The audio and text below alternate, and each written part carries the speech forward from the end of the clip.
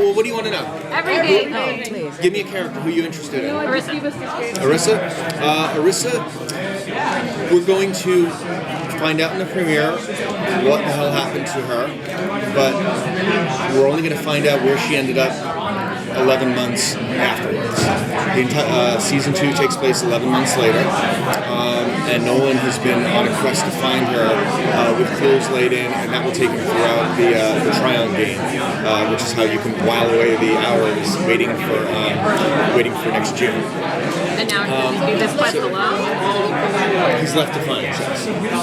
So, what we find out, and I'm trying to be very careful because I don't want to spoil anything, is he will find her, and they will at some point return to Defiance. And Arissa will have been fundamentally changed by her experience. All of that mumbo jumbo with the creepy little girl in the finale, pay close attention to what's in there. I would say also pay close attention to the Razor Rain episode, because there's a number of clues as to what's actually going on that if you put all the pieces together, you should be able to get a pretty good sense of what's going on by around like episode 4 or 5, I would guess. And with Tony and Jamie's characters? Well, they've gone like full. The Tar family's gone full bore Lion in Winter. It is just badassery upon badassery. Daytak is no longer in power. He's no longer mayor. Stama has gotten a little taste of power and discovered that, hey, I've been a subjugated female in a patriarchal society, and I've been not that. Not that feels kind of good. And with Stama, we're really going to be dealing with what happens in an immigrant society when a woman comes in and discovers that this new world has opportunities that were not available to her on her home world. Because you can remember from the show, like she was not allowed to pursue her dream of being a poet. She was not allowed to select who she was going to marry, and her first act of rebellion was choosing to marry Daytak because her parents were no longer a relevant factor in this new world. So now she's advanced to a point where all of these castes and traditions and all this bowing and scraping that she's been doing, maybe that's no longer necessary, and that's part of what the relationship with Kenya helped her realize. So, I think when I wrote it up the first time, there was supposed to be 7 races that are Voltron. Okay, so we really sort of focused on like 4. Are we going to meet any more? We've met 6 of them in season 1. We've met let's see if I can do it. Cascadin, Arathiant, Volge, Gulani is the 7th, Liberata, Sensoth, Arathiant. No, wait, I said Arathiant twice. Indigene. So are we going to meet any new characters? Or are we going to meet the final one? We are going to meet at Gulani this year. That is in the plans. It's not totally approved and finished, so that could change. But right now, the plan is that we're going to meet our very first Gulani, who are the most elusive and rare and mysterious of all the Votan races, because they're beings that are comprised of energy.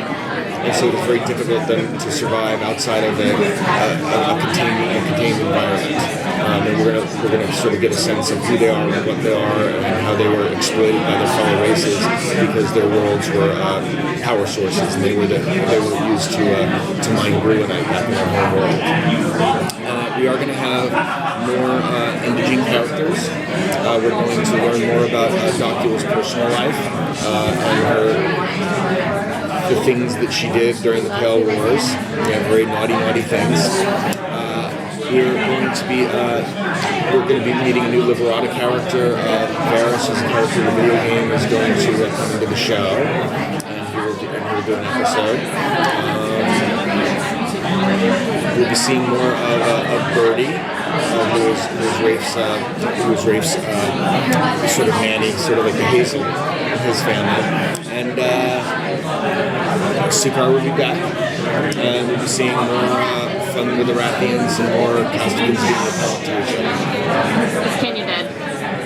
She sure looked dead to me. She sure did.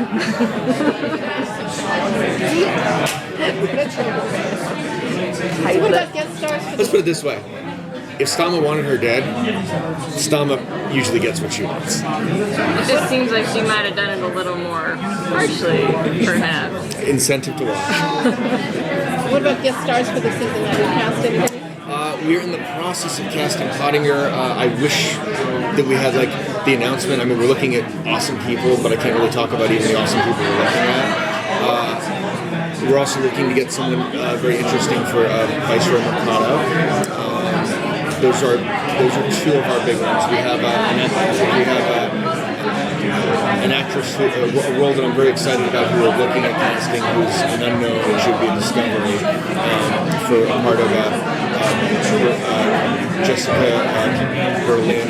Named it clear, so she doesn't have a last name yet. Sorry, but she's an E-rep, sort of a Lenny Riefenstahl, who is documenting the Earth Republic's idyllic occupation of Defiance and putting a happy face on it for all of the other 61 Midland, fiefdoms that they want to take over. And then we also are going to be. Hopefully, we see the deal's not done, but I'm hoping that we have not seen the last of Tom Moran. Gail Harold. Who's fabulous? I'd worked with him on a cheerleader show on the CW Hellcats, and he just was wonderful on that. I love him. Why 2014 June? Why so long? You'd have to have sci-fi scheduling. It's great for us because we're able to get all of the episodes done before we actually air, which is fantastic from a creative standpoint, because on a network, the minute your ratings dip or something happens or somebody gives you a review that looks at you sideways, then on a network everyone's all about, we need to retool the show, we need to rethink, we need to recast this, and everyone like runs around like a chicken with their head cut off. You have this kind of serenity at Sci-Fi Network because, the show's in the can. Let's see if we get picked up for next year, then we'll fix whatever was perceived as a problem. So like we talked, in between first season and second season, we had a lot of conversations about what we wanted to do different, where we wanted to focus, where we wanted to shift. Everybody agreed on what that was going to be, and that's what we're doing. And from heaven or high water, we're going to be doing exactly that, and that will be a wrap. So even though that takes till June, it's going to end up being a far more satisfying creative experience, for you guys watching the show. They gave an incredible publicity push for this show. Were you kind of surprised by that? I was gratified and amazed, and it was the only time I've ever seen a push that big that I've been involved with was the launch of Desperate Housewives, which was gigantic. I was on that at the beginning, and this felt like that, which, not being on a major broadcast network, the resources that it takes to do that just is I'm eternally grateful to our lovely network.